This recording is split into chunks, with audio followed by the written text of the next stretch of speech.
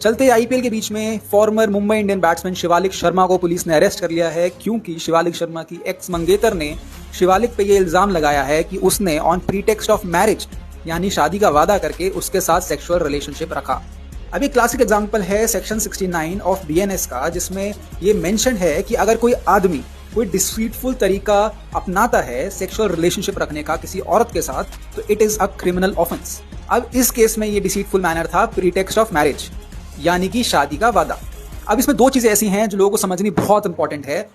उसमें से पहली चीज ये है कि इस लॉ का कैसे मिसयूज हो सकता है, कितनी सारी लड़कियां इस लॉ का मिसयूज कर सकती हैं फेक केस बनाने के लिए किसी भी लड़के पे कि इसने प्रीटेक्स्ट ऑफ मैरिज पे मेरे साथ सेक्सुअल रिलेशनशिप रखा और अब इसको ब्रेकअप करना है, अब इसको मेरे साथ शादी नहीं करनी, तो वो उस पर केस कर देंगी एंड देन सडनली अब वो जो लड़का है वो एक क्रिमिनल है।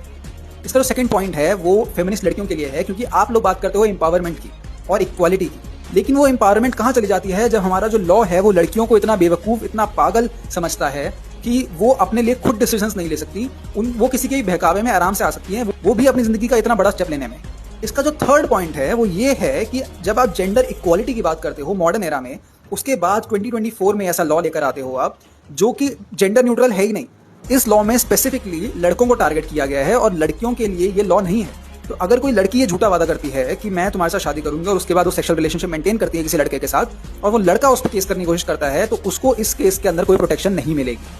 अब ये कौन सी जेंडर न्यूट्रलिटी है आपकी इस एरा में, मॉडर्न एरा में। अब ये चीज समझना बहुत ज्यादा इंपॉर्टेंट हो जाती है कि ऐसे रिडंडेंट लॉज आज की डेट में इंप्लीमेंट हो रहे हैं। 2024 में जब बीएनएस को लेकर आई बीजेपी, तब ये लॉ लेकर आई है साथ में, which is a very very stupid law, which is very conservative law. जो लॉ सिर्फ ये नहीं कहता कि लड़के गलत होंगे, बल्कि ये भी कहता है कि लड़कियों में दिमाग नहीं है अपने खुद के डिसीजन लेने का। आपका क्या मानना है इस चीज को लेकर?